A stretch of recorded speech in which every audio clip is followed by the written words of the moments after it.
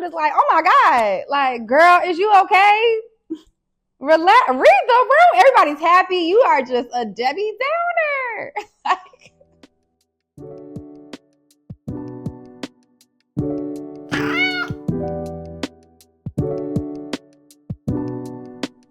Hi, hello, and welcome to the Cozy Little Book Club. I'm your host, Taylor. Thanks so much for joining. So it's still Black History Month, even though here at the Cozy Little Book Club, we celebrate the beauty of Blackness every single day. But regardless, I have another Black-ass book for you. Wow. So I know that I be saying like, ooh, this book has a lot of twists and turns. But they do be having a lot of twists and turns, and this book is no different. I might just need to find different adjectives to describe them. And that's the power of reading, because we have different words. But anyway, this book does have a lot of surprises, and everything about this book was done so well. Chef's kiss. So this book is like the Stepford Wives meets The Other Black Girl, which is a book that was turned into a TV show. So yeah, it's a little odd, but I'm really interested to tell y'all about it. So the book that we're talking about today is, drumroll please, One of Our Kind by Nicola Yoon. And I have a copy. Yes, it's beautiful. This is such a really pretty cover that you really wouldn't know what this book was about. And after reading the book, you're like, wow, this is a really pretty cover. And I really would not have thought that this is what this book is about. So yeah, shout out to Nicola Yoon, because you kept me on my toes, girl. You kept me on my toes. And I hope that she does for y'all too. So it's so good, and I'm so excited to tell y'all about it. So let's just buckle up and enjoy the ride. But before we get on the ride, there are a few safety precautions I should tell you about, such as trigger warnings. And those include police brutality, systemic racism, intense trauma, and death by cop. This story starts off from the perspective of Jasmine Williams, who is a defense attorney, a wife, and a mother who resides in Los Angeles. And I should also mention that Jasmine is Black. Not just Black, capital B Black, blackity black, she's Black. Okay, let's just throw that out there now. Jasmine and her husband King are preparing for a move, which is a little bit outside of LA, to a suburb called Liberty. Now, Liberty is an all-Black gated community that is supposed to be kind of like a utopia for Black people, where they are safe and have freedom from systemic racism. Actually, there's no quotes around systemic racism. Systemic racism is very real, but it's freedom from systemic racism. So if that don't get your ears perking up, you're not paying attention.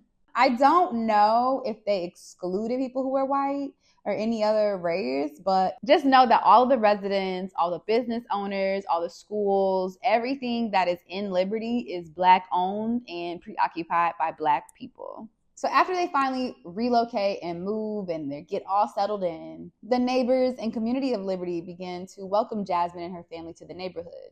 And one thing seems to be a common ground. They're all raving about this wellness center. This wellness center is supposed to be the beacon of self-care and taking care of yourself and enjoying luxury and just being treated like the queen and king that you are. But Jasmine's not buying it. She ain't into that. She is a social justice warrior, which I know people talk about that in a bad way, but she truly is. Jasmine believes that overpriced spas and expensive treatments are frivolous, and she instead thinks that the money used at the spa should be funneled back into the community, their Black communities from whence they came from.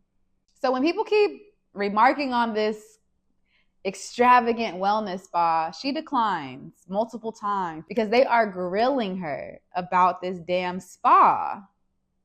Which is, again, your ears should be working.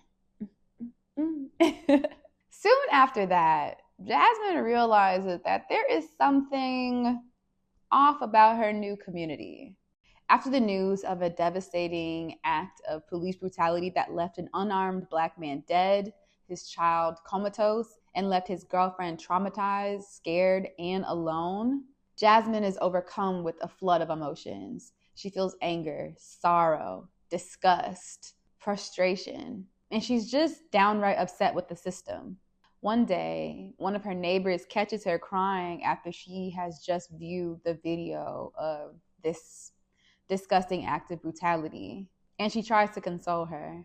When Jasmine finally explains what has gotten her so upset and she tries to show the video to the woman acts as if nothing's wrong and she doesn't see what the fuss is about. She doesn't understand why Jasmine feels so strongly about it. And instead of consoling her any further, she suggests that she take a trip to, you guessed it, the wellness center. This is very off-putting for Jasmine because she's in this new community where it's nothing but Black people. And yes, a tragedy has come about, and she wants to talk about her sorrow and her pain with people who she thinks would understand and be like her. Needless to say, Jasmine is utterly disgusted by this. Soon after, she decides that she's going to make her own Black Lives Matter movement within the community of Liberty. And as she tries to recruit others in the community, she finds that no one seems interested except for her and 2 other people. She's got a measly group of 3 people, and it seems as if no one else in this community full of Black people seems to care. This kind of drives her to kind of find out more about Liberty and figure out what's going on. So as she begins to pull back the layers on the history of Liberty, she discovers way more than she bargained for. And by the time she realizes it, it might be too late. Ooh, spooky. The themes of this book are systemic racism, the complexities of Black middle-class life, and the lengths that some folks will go to feel a sense of security. I was so hooked on this book. I was so hooked on this book. Oh my God, I was gooped. I was gagged. I was shocked. I was surprised. I couldn't put the book down. I was fully interested in this book. Nicola Yoon, she did her big one. And especially, so this is her first adult book. I think she kind of mostly focuses on like young adult and younger age books. But this is her first like real adult, I don't want to say real, but like this is her first adult book, and she did that. As Law Roach would say, you did what needed to be done. Ate it. So I know that I had already mentioned it was kind of like the Stepford Wives, but it was really like the Stepford Wives. It was very dystopian, okay? Very dystopian. And I remember watching the Stepford Wives when I was way younger. I don't know why I watched it, but there was one scene that I truly remembered, and it was the only scene that I remembered until I watched it a couple of years later. The scene was basically, you know how if y'all used to watch BET back in the day, BET Uncut, when y'all was younger, when you wasn't supposed to, and you saw that tip drill video with Nelly, when he swiped that lady's ass like a credit card machine. It wasn't like that. I'm going to try to find the clip and put it in here.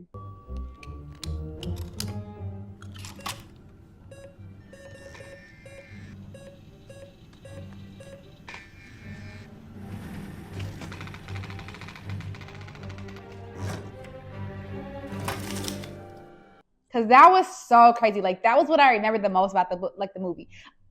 I don't know. That movie was so weird. And so up until like a year or 2 ago, I rewatched it as an adult. And let me say, that was such a good movie, but it was so tripped out. Like, also, I did not know that there was also another Stepford Wives. So the one with Nicole Kidman, shout out to my girl. Like, that was the remake of the one from like the 80s. I don't actually remember. It was old. And side note, my girl Nicole Kidman killed it. Per usual, Nicole stay with a job. Like, that's why the girl can act, okay? And we love her over here at the Cozy Little Book Club. She just knows how to play a weird really well. I really like it. She's always like strained and looked crazy and very intense. Actually, we kind of look alike because, you know, we got the red hair. Say nah. But my girl can act. She stay with a job. Nicole stay with a job. Kidman, you know it. Period. So anyway, all of that. This book reminded me of that movie, but just Black people. Because I think when I watched it the second time, I was like, wow, there's only one Black couple. And like the thing about both of these, this book and the Stepford Wives, is that it was about like rich, affluent people. And so the fact that there was like one black person, like one black couple, yeah. Wah, wah, wah. All right. So I want to say that Jasmine was a great character, a really wonderful character. But that girl was intense, okay? She was so intense a lot of times. And it's like, damn, do you ever just like take a minute to breathe? Everything is just super in your face, blackity black intensity. And you know, I'm all for the blackity black, okay? But I do think that we can take a breather and, you know, just be regular for a little bit. Like, let's not talk about all the injustices, because here's the thing. There's going to be injustices to black people everywhere, not just America, okay? People especially dislike black Americans. Why? I don't know, and we are the biggest pushers of culture. Make it make sense. I don't know why. I don't have the answers. I was here for her a lot of times, okay? But then there were just times when I was like, well, let's take a little step back because you're going really hard right now. So I want to go back to the first thing that I mentioned when she started thinking like, what's going on in this community? So when she wanted to forcibly show that lady the video of that man getting killed, I was with that woman because she had a lot to say, like, oh, she wants to be someone who looks away. Like, I think it's okay if she doesn't want to watch it. Now, hear me out. Black people have had terrible things thrust upon us for many hundreds of years, okay? Hundreds of years. We know that messed up and f***ed up things happen all the time. But do I have to view it every time? No, I don't. Because that's a part of taking care of me. I don't want to sound ignorant, but we're not really the ones who need to face the reality of how black people are bruised, battered, and killed. Oppressors need to see that. And that's what anybody, you know what I'm saying? Like, it's not just black body. But in this book, yes, black bodies, but in general, oppressors need to see what they're doing to people and how it is affecting them. And especially if these are the people who are helping you to build and create things, you need to see what you're doing to people and the psychological damage that's happening because of it. It's just not right. And I just don't believe that you should force people to watch that. Again, force black people. That's what I'm saying. I don't agree with that. So something I forgot to mention is that Jasmine is pregnant throughout this whole book. She is pregnant as hell. Well, not pregnant as hell. You know, she's pregnant as a pregnant person does. You know, they grow. But she is just entirely intense for a pregnant woman. And I know how I would like to be if I have a child and if I carry a child. I know that we do not live in a perfect world. We definitely don't live in a perfect society, you know. And honestly, the world is perfect. It's just the societies around them, if you think about it. The world and earth did nothing to us. It just provides. And it's really just some human shit to just conquer and up things and just be greedy, stingy, mean, but also at the same time beautiful, helpful, loving. But it's just a lot of greedy motherfuckers and it's really not helping anybody. So not only are you pregnant, you're like force feeding yourself to watch these videos of police brutality. You're a public defender, which is it's a tough job, I imagine. Again, not a public defender. I wouldn't be doing this if I was. I would probably be stressed out, you know, and that's just a lot of stress on the body, the psyche. You know, she's often representing a lot of black and other colored people. You know, it's intense. So not only are you doing that, but she's just very anti-self-care in general. And that's just really sad to me. It's beautiful and very admirable that she's so community first. But at the end of the day, you still have to take care of yourself. Especially as a black woman, when a lot of black women are often on the forefront, they're putting in the work. They're putting the work in the front and in the back. You know, behind the scenes, in front of the lens, you know, on the line, making calls. You can't help anybody if you withered and dried out, girl. You got to take care of yourself. I'm not saying you have to spend $1 million at a spa, but I do think you should take rest at the very least. Let me tell you something about Jasmine. Jasmine Williams do not play, and she was working her ass off the whole book. And I'm like, damn,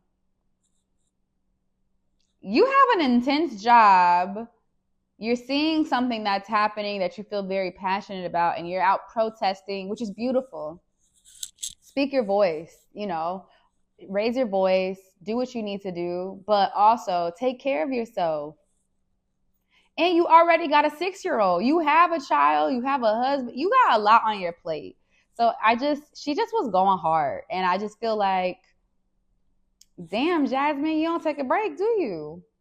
But I think it's beautiful to be so community first. I really do. I just think that you can't give anything if you're not taking care of yourself. If you have nothing to give, you cannot give anything. So that was something I thought about a lot throughout this book for her.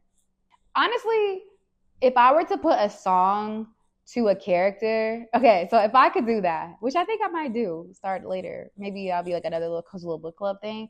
But if I could put a song to Jasmine, it would be Weary by Solange from that album, A Seat at the Table, because I feel like that's my girl. My girl Jasmine is weary, but she don't care because she wants to keep fighting the good fight, which is wonderful, but also taxing on your tired, pregnant body. So there has to be balance. Just like anything, there has to be balance. And I also want to say that Jasmine is not just intense for herself. She's also intense for her friends. So one thing that I appreciate Jasmine's enthusiasm for taking care of herself, her family, her friends, and Black people. I appreciate that. I appreciate her trying to break the mold of, once you get money, you forget about the people who you used to be in community with. She's not like that. And I really appreciate that. Because, some folks, once they get a little money, they get real bougie. And,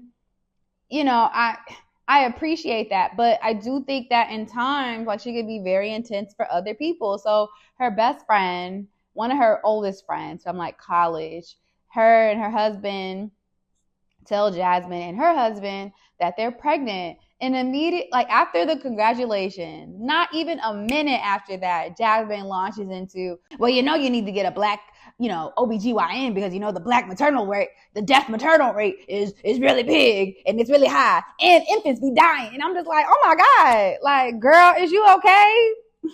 Relax, read the room. Everybody's happy. You are just a Debbie Downer. So she is just intense, and everybody's looking at her like, damn, what a killjoy. So yeah, you might love Jasmine, but you might not want to take her to a party. Maybe a cookout, where everybody's spread around because they can walk away from her ass. But a party that's intimate, no. A protest, for sure. But you can't invite her everywhere because she is a Debbie Downer. Oh my God, girl. Why are you ruining these people's lives? Why are you ruining their happiness? So enough about Jasmine's intensity, but something else I really enjoyed were the excerpts in between the chapters. I feel like they really helped push the story forward and also give us some context more about the community, people's thoughts about it, and the people within the community of Liberty. I think it was very helpful. It was just very helpful. And there was an excerpt from a newspaper article online that was talking about Liberty being a Black utopia, blah, blah, blah. Of course, there's going to be some people saying, well, what, segregation, this is segregation, it's fine, whatever. But there was one that really stuck with me, and I want to read it to you. Basically, it was saying that historically, utopias often fail because they actually turn to be dystopian. And that was really real. Shit, you could honestly probably say that about the US. Hear me out, okay? People are often sold, even in America, for years. I think now we've all caught on that it's not the case, but I think that for years we've been told oh, you do this, you go to college, you get a family, you get a job, you go to college, you get a job, you get married, you have a family, you have a white picket fence. It's the life, right? people from other countries go to America. You're going to go and have lots of opportunity, which I'm not saying it never was like that at one point. But now in this 2025, it's feeling, a lot of people have been saying it's feeling very dystopian, because think about all the things that have been reversed, taken back. It's a lot of weird shit going on. And I'm not saying that America was a utopia, because obviously America has had its problems since its inception, okay? But I'm just saying, like, it can appear as a utopia for some people, and then when they get here, they're like, that Mr. Crab meme, it's feeling like, oh, okay, I did not sign up for that, which is fair, because who signs up to be deported and raped or taken away from their family? No one is signing up for that shit. It's just crazy. It's crazy. So yeah, for many years, people have worked their ass off to feed into this American dream, and when you're actually living the dream, you're like, oh, actually, it's giving prison, but coated in a blanket of freedom. So it's very weird. There's just so much to say about this story, and just for the sake of it being lengthy and not giving away big plot points, I will just say this. Jasmine had a really interesting saying when she thought about Blackness. At the very beginning, she said, and I quote, "Being Black is a continuum from Black Panther to Uncle Tom." And that was also really real. In fact, I'd even say that she ate that. This just all kind of goes back to my thoughts from my actual dissertation video about Sky Full of Elephants by Sibyl Campbell, and I will link it somewhere up here. But you should definitely watch it. It's very interesting. But yeah, so it really just kind of goes into the whole conversation of, what is Blackness? What is it? Is it my skin color? Is it my hair? Which it is. My hair is definitely black. Anyway, I talked about what the meaning of being Black was. And it's just so interesting and very telling with how people speak about it and describe it based on their experiences, based on their biases, based on how they were raised. There's so many ways to express what that is to you. It's just so interesting to see what people think and say about it, like how they explain it. So at one point, one of Jasmine's friends, who is a big part in the story, his name is Charles, and he had asked her this one part, I won't give it away, but he was like, how the hell you hear somebody screaming and you ain't leave? You sure you Black? Now, I can't explain to you why that is not only funny, but that is inherently a Black thing to do, because Black people aren't messing around. We're leaving at the sight of danger. I just don't know how to explain that. Some people gonna go towards the danger, some people gonna go the other way. You know what I'm saying? But if you just get it, you just get it, okay? And before I go, I'll just add this one last thing. This book took a whole new meaning to, if you can't beat them, well, join them. It took that to a whole nother level. So I can say that I really, really enjoyed this book up until the end. The ending pissed me off so bad. It pissed me off. When I was reading and I learned and I was realizing that the book was getting thinner and the resolve that I thought needed to happen wasn't happening, I was getting annoyed. But I kept reading. I was like, what is going to happen? I was pissed, but it was still a very interesting book and a very interesting read. So I can acknowledge that. So with all of this background, context, intensity, and side-eyeing I gave this book, I'm going to give it a resounding 5 out of 5 golden bookmarks. Yes. It was original, intriguing, and it was so good. I kept taking this book to work with me, okay? I wanted to finish it, soak it all up. So with that, shout out again to Nicola Yoon. You did that. You did a fantastic job on your first adult book. And you know what? That is Black excellence, okay? And that wraps up another episode of the Cozy Little Book Club. Thanks so much for joining. If you made it to the end, please be sure to comment a little stack of book emoji. And if you've read the book, please put a little comment down below to tell me your thoughts about the book, because I want to know. Be sure to subscribe and hit that notification bell so that you know each time that we drop a new book review. Thanks again for tuning in. I hope you have a lovely day. And remember, when you open a book, you open your mind. Until next time, peace.